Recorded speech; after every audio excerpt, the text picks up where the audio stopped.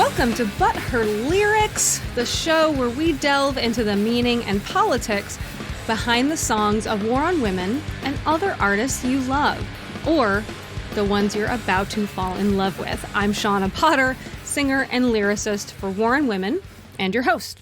And it's what we've all been waiting for, a different her to talk about their political lyrics that isn't me. My guest today is Lauren Ruth Ward, a singer-songwriter who risked leaving her old career behind in order to become who she is today.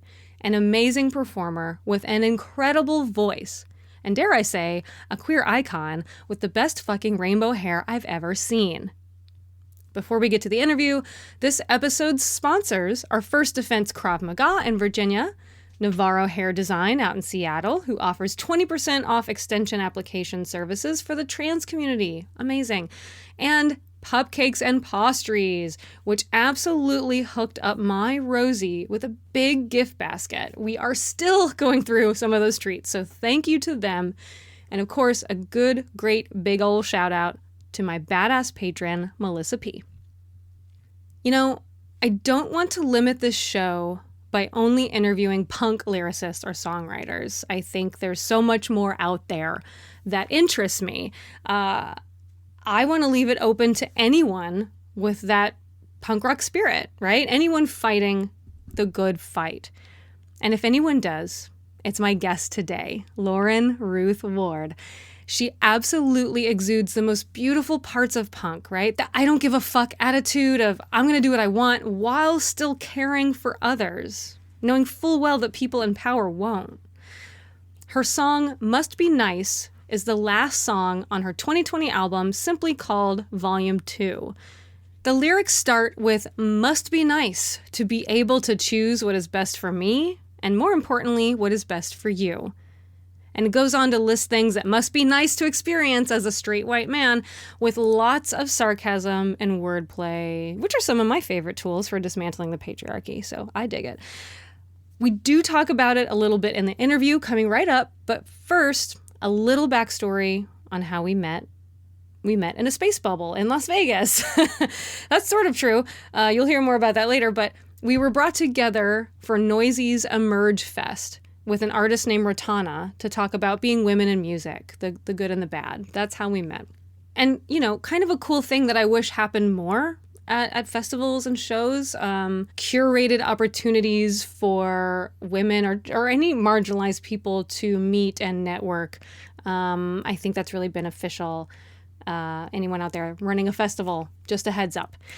Now, the band War on Women did not play this festival. Brooks and I played acoustic because there just wasn't enough money to fly all of us out for a one-off show, which is common for us, right? It's just, there's 5 of us. It's expensive. And it was kind of too late a notice to plan a tour around it. So when we got the offer, we just countered with, well, no, we can't play at full band, but we could play acoustic. And they actually said yes. So we basically got to take a mini vacation in Vegas. And that's when I found what might be my favorite place to eat of all time, Jabaritos. So please, Jabaritos, sponsor this show. I don't want your money. You don't have to become a patron on Patreon. I want that vegan burrito. What is it? The Venice. I want the Venice. Ship it to me once a month. And yes, I am very serious. And yes, this is a real request. Interview time! Lauren Ruth Ward, thank you for joining me on the podcast. Yay, thanks for having me. Now, I explained it at the top of the show, but I'd like to ask you, what do you remember about that Las Vegas festival where we met? Oh my gosh, so many things. It's popped in my head a couple times. It was so fun. It was by Emerge, right? Which was it's called Emerge Festival, and wasn't it by NPR? Didn't they put it on? Let's say they did. I don't know. Maybe they were the sponsors. Hey, actually, it was Noisy. There's a link in the show notes with a very cute picture of me, Lauren, and Rotana. I just remember I think it was like an attempt to doing kind of like a South by in Las Vegas. And I remember it being really cool. I remember loving my set, feeling very taken care of. The press was really good. I got to meet you. We got to do that it was in what was that thing that we got to do the interview? It was rotating, and I got to play with Starcrawler and Waxahachie at the Bunkhouse Saloon. Yeah. So we weren't actually in the there was like multiple hotels that they were using primarily for like the shows, and their convention rooms and like all the kinds of places. They actually put us right outside of the Strip in the Bunkhouse Saloon, which we've played before and we loved. And then, I like in my downtime, the whole band, we went for the whole weekend. I was like, I'm going for the weekend. Yes. They were willing same. to, they were like, they offered us lodging, and we were like, cha. And we saw so many bands perform.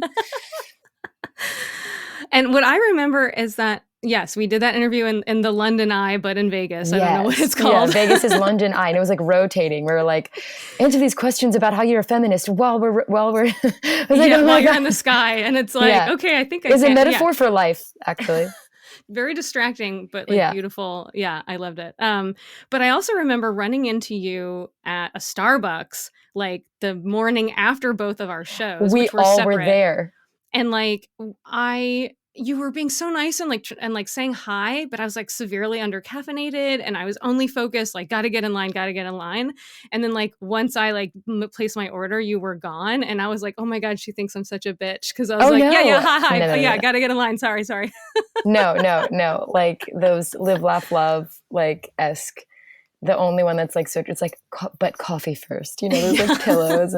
It's true. I'm also an early bird. And so I've come to realize that like many people are not. And there's grace. You get all the grace. I'm an Energizer bunny. That's very nice to hear. And makes sense why you would agree to this interview instead of just being like, nope. So good. Totally. That's good. Thank you for being so polite. So let's talk about this song. Yeah, let's talk about it. Album closer. Yeah. So that's bold to decide, let's talk about this album closer. That's cool. But what I noticed about it is that to me, it starts out feeling like a group of friends at a party, kind of fucking around with a song and finding their way through it. And then at some point you realize, oh no, they know the song. Like they know what they're doing. Did you have that in mind while recording? Was that a vibe you were going for? Yeah. So going to call out the producer, who is brilliant. His name's Matt Lanesh, and his studio's in the Valley. So yeah, that is Matt's vibe. If you meet Matt, he's like a vibe daddy, and he's like, yeah, I was out on the boat this weekend with my dad. And, he records both digital and analog, but these group of songs that I did with him, Must Be Nice being one of them, we recorded everything analog. And so we did a lot of stuff in the live room. My favorite way of doing it is obviously the whole band doing live, and then me at least getting to go back in, and I get to have at least like 3 of the tracks for vocals. This is one of those songs that it doesn't happen often like this for me, but when it does, it's fun. And I know you understand as a songwriter, but I wrote it in like 30 minutes while I was actually in traffic, and I was like, must be nice. I had like 7 more anecdotes, and we'll call them, to pare it down. Totally. And when I brought it to Eduardo and Matt, Eduardo Riviere, my at the time co-writer, he writes the guitar, when I brought it to the guys, I was just like, pick your favorite ones. We don't have a chorus. Like, I don't know. Like, so that was that's the only song I've really ever been super open to being like, hey, help me put this structure in. And so that just laid down the foundation for it being very communal. My friend Michelle Shires, who is the photographer and took pictures of those sessions when we recorded a couple songs with Matt, even I was like, I have to put Stand When You Pee. Like, I just have to. And then I'm like, stand when you pee. Why don't you stand up at the border? And then Michelle Shires goes, instead of power tripping minorities. And I was like, yes. So I love that you picked up on that and asked this question, because that hasn't happened. I usually come in fully fleshed out. Don't touch my structure. I can be a bit of I have demoitis of my stream of conscious, my stream of conscious rough draft that I put on my iPhone memo. I'm like, but I just really want to keep it the same. But I eventually relinquish. But I think it just takes me I mean, I don't think I'm a gatekeeper for everybody, but I'm the gatekeeper for myself. So if I think that you're like really freaking cool, then I pretty much seem like the most easygoing person and just let you take the show. But if someone's just being, I don't know, like, I want to take your voice and take your song and do this with it, I immediately am just like, Scorpio, no, thank you. Yeah, it's your voice, it's your song, it's your name. It's your not, message. You're not even using a band name, it's your fucking name. And so, yeah, everything does stop and start with you. Yes. Was there a particular incident that inspired this response? Was it just the shitty traffic, or Yes. or was it like, just brewing for a while? Right. So November 4th, 1988, I was born a woman. And so living in this world is the moment that made me. Gotcha. Yeah. Okay, well then same. Yeah, totally. I mean, from like, I remember this one line doesn't make too much sense. Like, must be nice to not feel the bleed. You can't relate Puritan masturbation. You come in your sleep. I remember when I was in, like, I don't know, air quotes, sex ed, aka we didn't learn jack. Yeah. But when I was being handed a diaper-sized pad in like sixth grade and told that I was that this was the beginning of the end. And I remember learning about wet dreams. And I had started masturbating at a very young age. Oh, wow. Curiosity did not kill my cat. It only made her. You. Yeah. Okay. We all have. I had to make up for lost time personally. Oh, don't worry, I did. Perfect. Thank you for clarifying, because that is a concern of mine, truly, when friends are like, I don't know. And I'm like, you better get in there, or around there. Or around there. That's right. If penetration isn't your thing. No, but I remember, like, knowing what it took to orgasm, even at a young age. And I was like, wait a minute. You're saying that I'm going to have to like carry around these diapers to bleed into, but they can just come in their sleep? I don't know. It just really, when you really think about it, I don't know. Cause those two things were taught to me at the same time. And so right now there isn't much relation, but it is kind of metaphorical. Like, as my dad says, when it's just so easy for them. Is what the whole maid in the shade, you're shitting in high cotton. That is what my dad says. You're shitting in high cotton. And I'm like, yeah, you don't even have to wipe your ass. You just waltzing through life. Like, oh, this is a beautiful day. Did writing this song, was it cathartic? Did it feel good? Super cathartic. And when I perform it, it's super cathartic. Oh, cool. Yeah. And how do you want people to feel when they listen to it? Like, do you want them to get mad? Do you want them to be like, oh shit, she's talking about me? That's where the control drops off. That's where I just go like, I just want them to feel something. Now, at the beginning of the song, it's a group of people singing, including male voices, which I'm sure like you have a multi-gender like band or just group of people that you work with. Sure thing. But then by the end of the song, not only are the male voices gone, your voice is multiplied. Is this a happy accident or a conscious choice? I love you thinking that I think that hard. No, the symbolism is there for sure. And that's kind of in line with what the previous question, which was, what do I want people to feel? And it's like, as a songwriter and musician yourself, it's like, you can only feel so much. And that's what created the song. And then once you put it out into the ether, it's everyone's. It's not yours anymore. Yeah, it's yours and everybody else's. So what they take from it is totally them. I'm going to give myself a lot of credit and say rap. I do my little rap. Just kidding. But yeah, that like spoken part, it just felt, I mean, my phrasing is me and pushing and pulling for in the words of someone who's trying to follow me. It was just natural. I actually didn't think about it. Like right now I'm like, oh God, I think if I asked people to join in, they would have been like, it's going to take me a week to memorize like the way that you're spitting this. Also, a lot of it, pretty sure this song was one of the last ones that we wrote. And I know it actually was, but I remember being like, I really want this on here. And, Matt Linish played it for Matt and Eddie, and they were like, yes.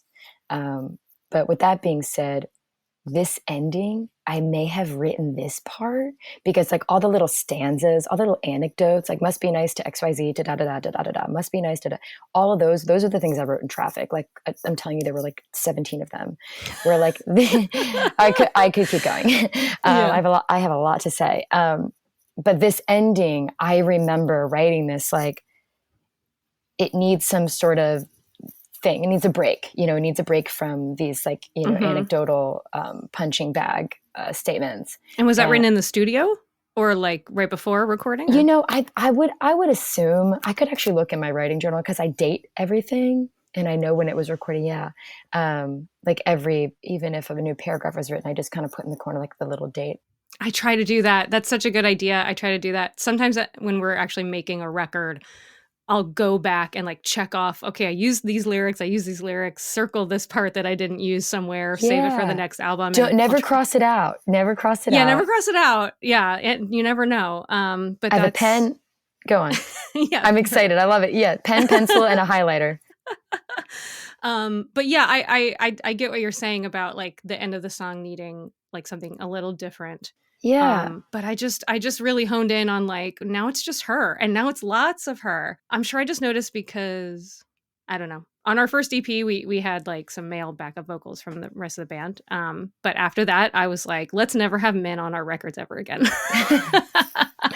There's the pendulum is swinging for everybody. And my third album that I'm sitting on right now was created with all women, like down to the music videos and the mastering engineer and everyone, the trumpet player, etc. That's great. That's so hard to do, especially mastering too. Yeah, I'll send you my Rolodex. Ooh, okay. It's interesting. I was like, hey, I'm doing this not because I hate men. I'm doing this because I've never freaking felt this feeling before, and I'm just so thirsty for it. And yeah, I do like a challenge, and I wanted to also feel, we have our really good weeks, which are so beautiful and it's nice. And sometimes things you have to like shake them up. And I was feeling like I need to remind myself, I need to kind of snap out of this privilege and remind myself that the fight's not over. I'm going to try to make this album with all women. And it was a challenge. And I was like, I was angry and cried and tears of joy and was happy. And not to mention it was like, part breakup album with my ego and breakup album with another human and breakup album with the world. It's Phoenix vibes. Like it sounds like the challenge of finding that new band was like part of just the challenge that you were going through personally. Like it just seems like did everything just feed into itself and come out in the music? Or maybe the question is, how do you think those challenges like came out in the music differently than other albums? Yeah, that's a great question. It's okay. It's not that great. Don't worry about it. Answer what you can. Cue the applause button. Woohoo! That's a great question. It did. Of course it did.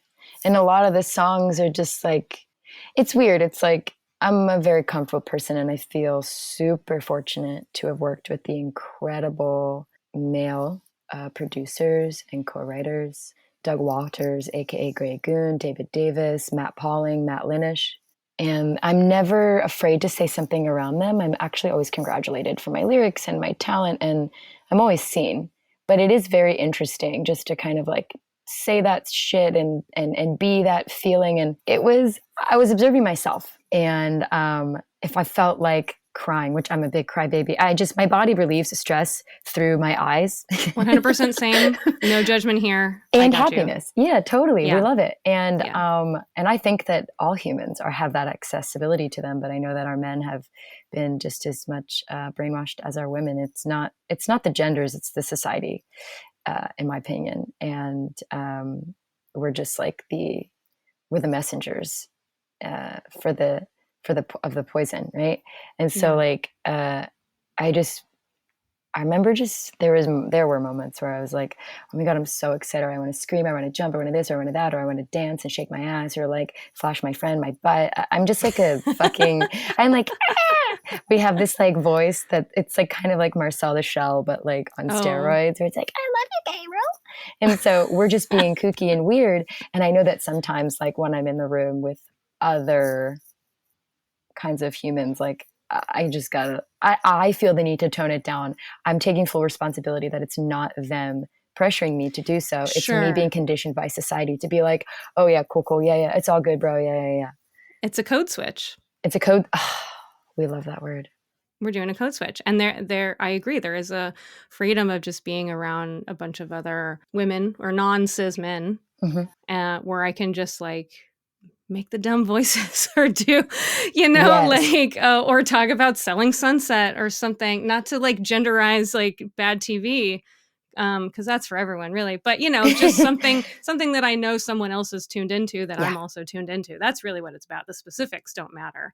It's that we can do this thing together that these other guys just won't get, and that's fine, and they don't have to, but like it's a different kind of freedom. And I'm wondering, because of that freedom, did you find, like, are there songs on the newest album that are like Must Be Nice? Like, were you fighting against this big patriarchal thing? Were you talking about sexism in the same way? Or were you kind of relaxed and you're like, let's talk about personal shit? Suburban Ego is a song that I'm really excited for. I kind of have like some glam rock on there and some introspective ones, and then like the in-between. Suburban Ego it's 3 verses with kind of like an ending romp, which is very interesting. I'm thinking about that in terms of structure. Yeah, I would say that one it's like verse 1, 2, and 3 are like chapters of our conditioning and how we're trained. And also Red, Black, and Blue plays on more like the political side of, and that one's really fun and kind of glam rocky. I co-wrote that with Andrew Martin and Matt Pauling. But yeah, and we wrote that during the George Floyd murder and in between going to rallies. But yeah, it was, I would say the third album is probably more personal, I just had so much to say about the breakup and truly breaking up. There's an ego death in a sense when you have a breakup, because, when you merge with somebody, you kind of, your life merges, and like, there's like this, this saying, like, who are you without the doing? Like, so when I first moved out here, and I had been a hairstylist for 7 years, and I was completely switching lanes to do music, and I had never, I like barely played a show. This is 6 years ago. Yeah. And so I was like, okay, well, I have to figure out this new Lauren. And it was so humbling to like go out, and humbling is putting it politely. It was actually kind of very gut wrenching to not feel like a successful human. And people be like, so what do you do? And I'm like, I'm a musician, which I felt like a poser, because they're like, oh, cool, where's your music? And I'm like, it's not out yet, because I moved here like 3 weeks ago, but I swear I'm a musician. I'm going to be one, and it's going to be tight. But like, to say it was a hairstylist, to be like, oh, well, where do you cut? And I'm like, I don't. Well, I did, and so I was just like, geez, Louise. But I mentioned that because I had this, so you kind of go through this, like, you are forced to figure out who am I? I can't be like everyone's hairstylist anymore. Like, cause that was my calling card. And I got, I was respected I walk into a dinner and I was respected because 3 of the girls, I did all their hair. And so other partners and their friends were like, oh yeah, so you make sense to me, and you're successful, and that is who you are. Yeah. And you don't have to prove anything. And then I was just this kind of like lost 26-year-old when I moved out here. And I just was like, oh, you're one of those. And I'm like, I can't wait to prove myself into not being, air quote, one of those. Right. Yeah. So come out here with the dream vibes. But anywho, when my ex and I split, I didn't realize that we are so much a part of each other. Like, you become their partner, that becomes a part of your doing. And I'm a very doting and very passionate partner. And so it was very much so a part of my, this sounds all fucked up, but like my job in life was to be their partner. Oh, wow.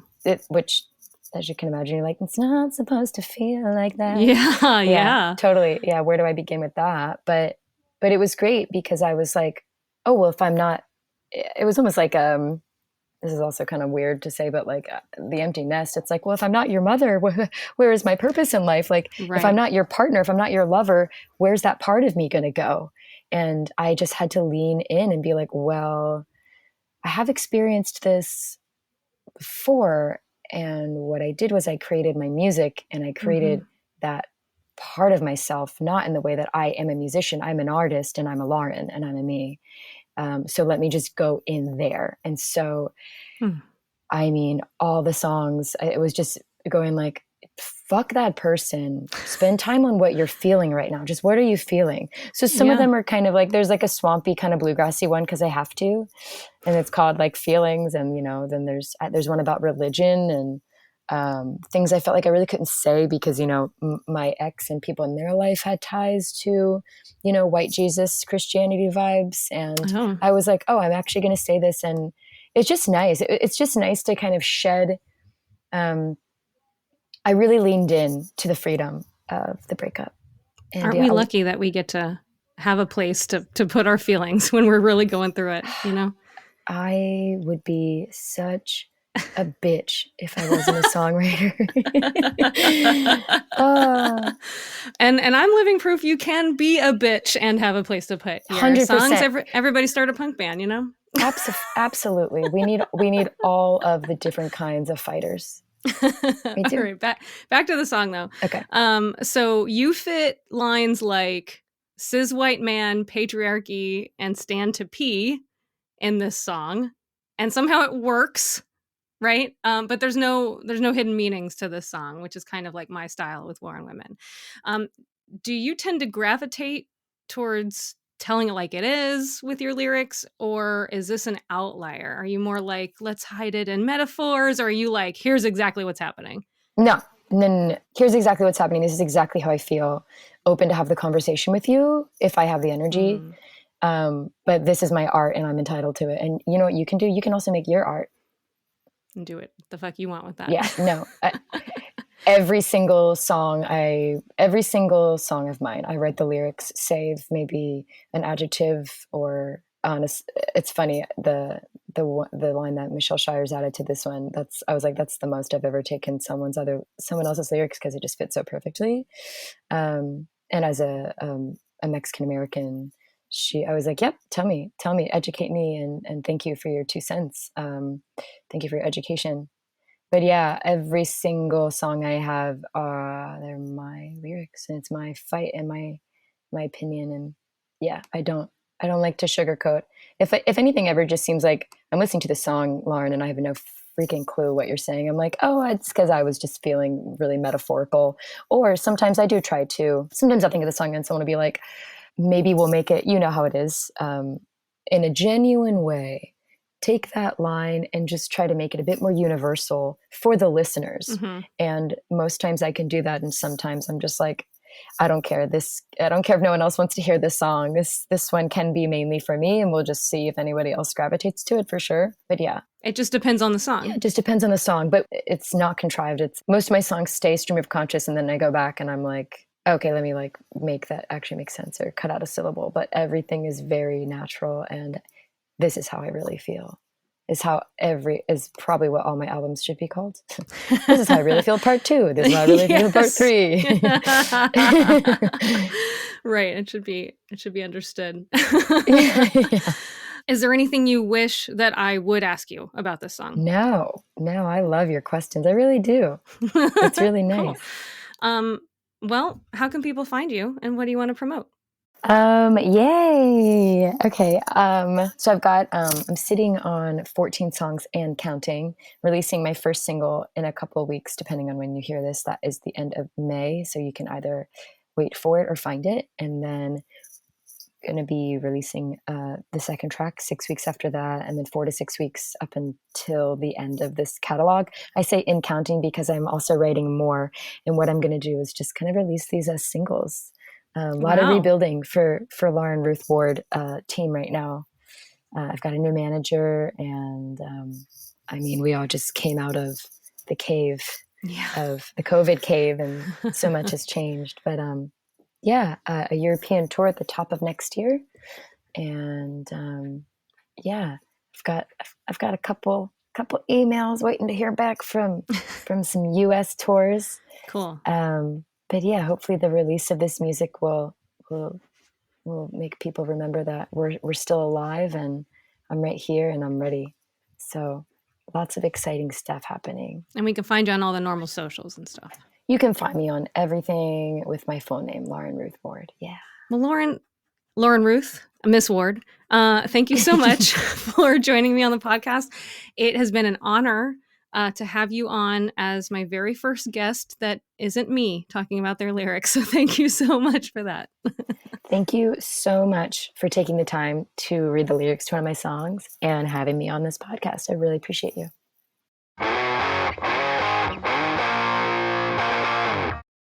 Huge thank you to Lauren for spending so much time with me. It was so fun catching up and so frustrating to know that if we lived anywhere near each other, we'd actually hang out. Alas, 'tis the curse of opposite coast friendships. Anyway, stay tuned to hear Lauren's song Must Be Nice in full.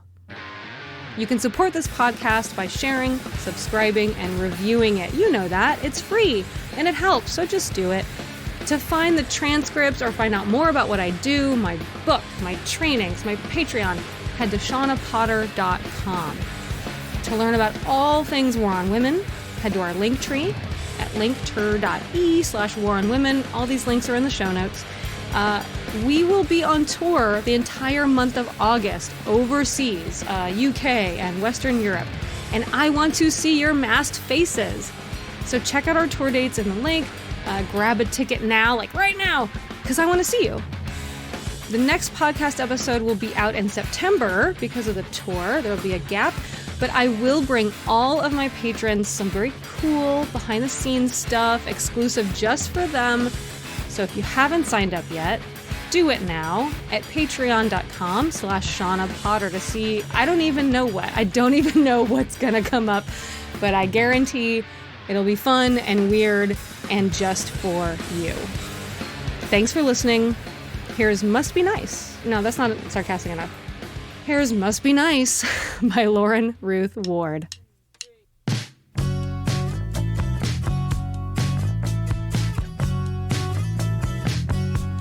Must be nice to be able to choose what is best for me, and more importantly, what's best for you. Oh yeah, it must be nice to have a supported plan. Or do you think you're always right? Oh, that's right, you're a straight white man. I said it must be nice to be assured and calm. You walk right into the room, everybody takes a seat in your palm. Not me, babe.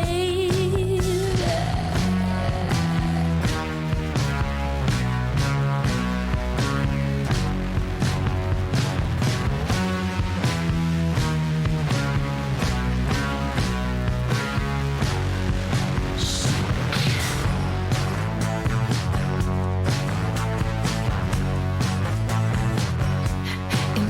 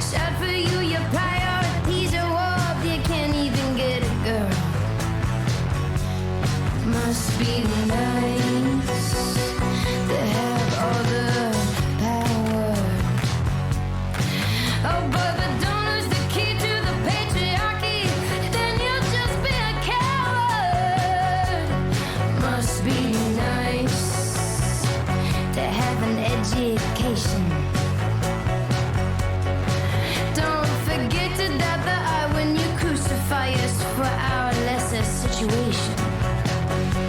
It must be nice to sit back, relax, and follow. If you don't understand what I'm saying, man, you are the problem.